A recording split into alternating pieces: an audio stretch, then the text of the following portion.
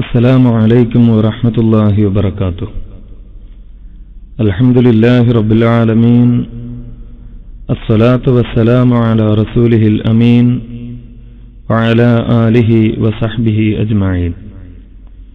സഹോദരങ്ങളെ, 2009 ജനുവരി 10 ആലുവക്കടുത്ത കുന്നത്തേരിയിൽ നടന്ന സുന്നി മുജാഹിദ് സംവാദത്തിന്റെ ദൃശ്യങ്ങളാണ് നിങ്ങളിപ്പോൾ കണ്ടത്.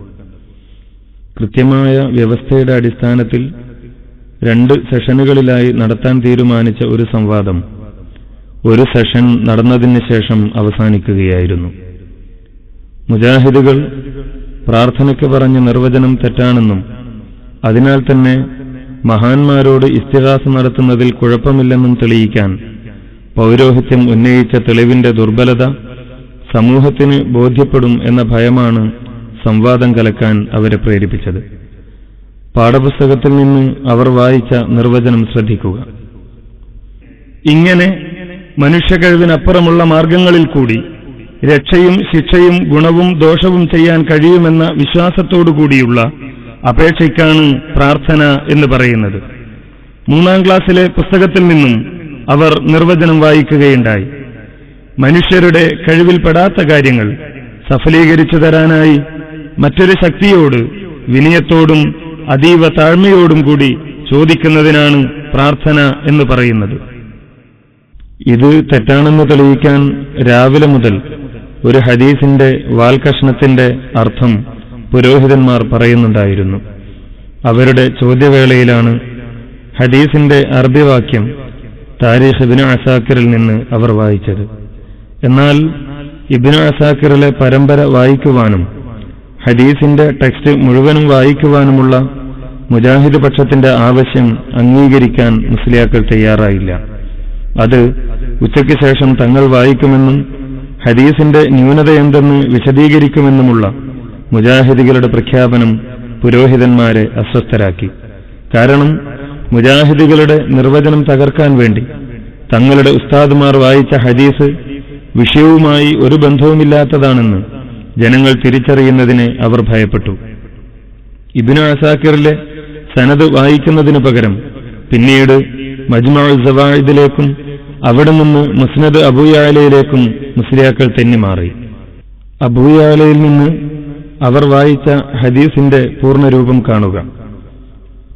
ഹദ്ദസന അഹ്മദ് ബിൻ ഈസ ഹദ്ദസന ഇബ്നു വഹബ് അൻ അബീ സഖർ അന്ന സഈദ് അൽ-മഖ്ബുരി അഖ്ബറഹു അന്നഹു സമിഅ അബാ ഹുറൈറ യഖൂൽ സമിഅതു റസൂലല്ലാഹി സ്വല്ലല്ലാഹു അലൈഹി വസല്ലം യഖൂൽ വല്ലദീ നഫ്സു അബിൽ ഖാസിം ബിയദിഹി ലയൻസിലന്ന ഈസ ഇബ്നു മർയമ ഇമാമൻ മുഖ്സിതൻ വഹകമൻ അദലൻ ഫലയുകസ്സിറന്ന സ്വലീബ് വലയഖ്തുലന്ന അൽ-ഖിൻസീർ വലയുസ്ലിഹന്ന ദാതൽ ബൈൻ വലയുദ്ഹിബന്ന അശഹ്നാഅ വലയുഅരിലന്ന അലൈഹി അൽ-മാൽ ഫലാ യഖ്ബലുഹു ثم لئن قام على قبري فقال يا محمد لأجبته.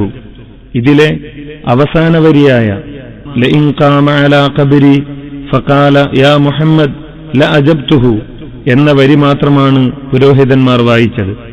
വിശദീകരണങ്ങളൊന്നുമില്ലാതെ ഹദീസ് ഒരു വട്ടം വായിക്കുന്ന ആർക്കും തന്നെ ഇത് പ്രാർത്ഥനയുമായി ബന്ധപ്പെട്ടതല്ലെന്നും അതിനാൽ തന്നെ മുജാഹിദികളുടെ നിർവചനം തകർക്കാൻ മുസ്ലിയാക്കൾക്ക് കഴിഞ്ഞിട്ടില്ലെന്നും ബോധ്യപ്പെടും. ഹദീസിന്റെ അർത്ഥം ഇങ്ങനെയാണ്. അബൂ ഹുറൈറ റളിയല്ലാഹു അൻഹു പറയുന്നു, നബി സല്ലല്ലാഹു അലൈഹി വസല്ലമ പറഞ്ഞു, എന്റെ ആത്മാവ് ആരുടെ കയ്യിലാണോ സത്യം, ഈസാ നബി അലൈഹിസ്സലാം നീതിമാനായ ഇമാമായി, നീതിമാനായ ഭരണാധികാരിയായി ഇറങ്ങിവരും. അദ്ദേഹം കുരിശുകൾ തകർക്കും, പന്നികളെ കൊല്ലും, അഭിപ്രായ വ്യത്യാസമുള്ളത് നന്നാക്കും, പോരുകൾ പരിഹരിക്കും. അദ്ദേഹത്തിന്റെ മുമ്പിൽ സമ്പത്ത് പ്രദർശിപ്പിക്കപ്പെടും, പക്ഷേ അദ്ദേഹം അത് സ്വീകരിക്കുകയില്ല. പിന്നീട് എന്റെ ഖബറിനരികിൽ വന്ന് അദ്ദേഹം യാ മുഹമ്മദ് എന്ന് വിളിച്ചാൽ അദ്ദേഹത്തിന് ഞാൻ ഉത്തരം ചെയ്യും. ഇതാണ് ഹദീസിന്റെ അർത്ഥം.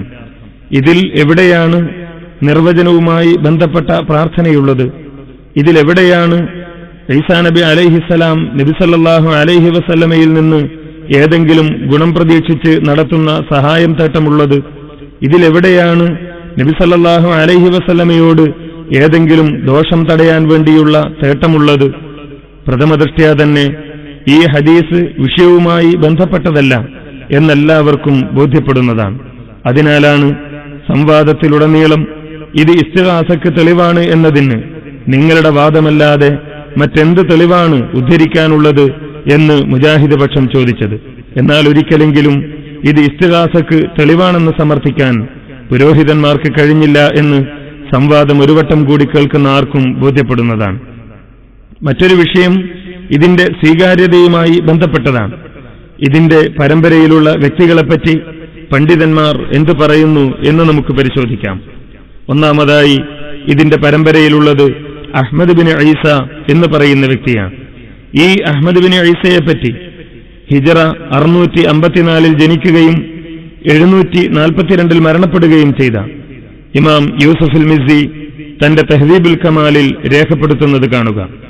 അഹ്മദ് ബിൻ ഈസ ബിൻ ഹസ്സാനിൽ Misri Abu Abdullah bin Abi മൂസൽ അസ്കരി അൽ മഅറൂഫ് ബിത്തസ്തുരി എന്ന് പറഞ്ഞുകൊണ്ട് അദ്ദേഹത്തെപ്പറ്റി വിശദീകരിച്ചുകൊണ്ട് പറയുന്നു: ഖാല അബൂ ഉബൈദുൽ ആജുരി സഅൽതു അബൂദ അൻഹു ഫഖാല സമിഅതു യഹ്യ ബിൻ മഈൻ യഹ്ലിഫു ബില്ലാഹി അല്ലദീ ലാ ഇലാഹ ഇല്ലാഹു ഇന്നഹു കദ്ദാബ്. അബൂ ഉബൈദുൽ ആജുരി പറഞ്ഞു, അബൂ ദാവൂദിനോട് ഞാൻ ചോദിച്ചു ഈ അഹ്മദ് ബിൻ ഈസയെപ്പറ്റി. അദ്ദേഹം പറഞ്ഞു, യഹ്യ ബിൻ മഈൻ പറയുന്നതായി ഞാൻ കേട്ടിട്ടുണ്ട്. അദ്ദേഹം അല്ലാഹുവല്ലാതെ ആരാധനക്കർഹനായി മറ്റാരുമില്ല എന്ന് സാക്ഷ്യം ചെയ്തുകൊണ്ട് അഹ്മദ് ബിൻ ഈസയെപ്പറ്റി പറയുമായിരുന്നു, ഇന്നഹു കദ്ദാബുൻ, അദ്ദേഹം പെരും നുണയനാണ്. വഖാല അബൂ ഹാത്തിം പറയുന്നു, തകല്ലമൻ നാസു ഫീഹി, അദ്ദേഹത്തെപ്പറ്റി ജനങ്ങൾ വ്യത്യസ്തമായ അഭിപ്രായം പറഞ്ഞിട്ടുണ്ട്. ഹദീസ് നിദാനശാസ്ത്രമനുസരിച്ച് ഒരാളുടെ ന്യൂനത വിശദീകരിക്കുന്ന പരാമർശമാണത് എന്ന് നമുക്ക് കാണാൻ കഴിയും. അതേപോലെ തന്നെ തഹ്ദീബിൽ അദ്ദേഹത്തെപ്പറ്റി രേഖപ്പെടുത്തുന്നത് കാണുക. അഹ്മദ് ബിൻ ഈസ ബിൻ ഹസ്സാനിൽ മിസ്രി അബൂ അബ്ദുല്ലാഹിൽ അസ്കരി അൽ മഅറൂഫ് ബിത്തസ്തുരി. എന്നിട്ട് അദ്ദേഹം പറയുന്നു, ഖാല അബൂ ദാവൂദ് കാന ഇബ്നു മഈൻ യഹ്ലിഫു അന്നഹു കദ്ദാബ്. ഇബ്നു മഈൻ അദ്ദേഹം ഒരു നുണയനാണെന്ന് സത്യപ്പെടുത്തി പറയാറുണ്ടായിരുന്നു.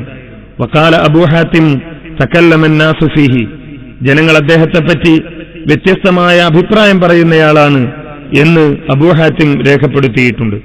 അതേപോലെ തന്നെ ഇമാം അബൂ സറയുടെ അഭിപ്രായമായി രേഖപ്പെടുത്തുന്ന ഭാഗം കൂടി, ഖാല സഈദുൻ ഖാല ലി മാ റഅയ്തു അഹ്ല മിസ്ർ യശുക്കൂന ഫീ അന്നഹു വഅശാറ ഇലാ ലിസാനിഹി കഅന്നഹു യഖൂലുൽ കദിബ്. ഈജിപ്തുകാർ അദ്ദേഹത്തെപ്പറ്റി അദ്ദേഹം നുണയനാണ് എന്ന് പറയാറുണ്ടായിരുന്നു എന്ന നിലയിൽ തന്റെ നാവിലേക്ക് അദ്ദേഹം വിരൽ ചൂണ്ടി എന്നാണ് ഇവിടെ രേഖപ്പെടുത്തുന്നത്.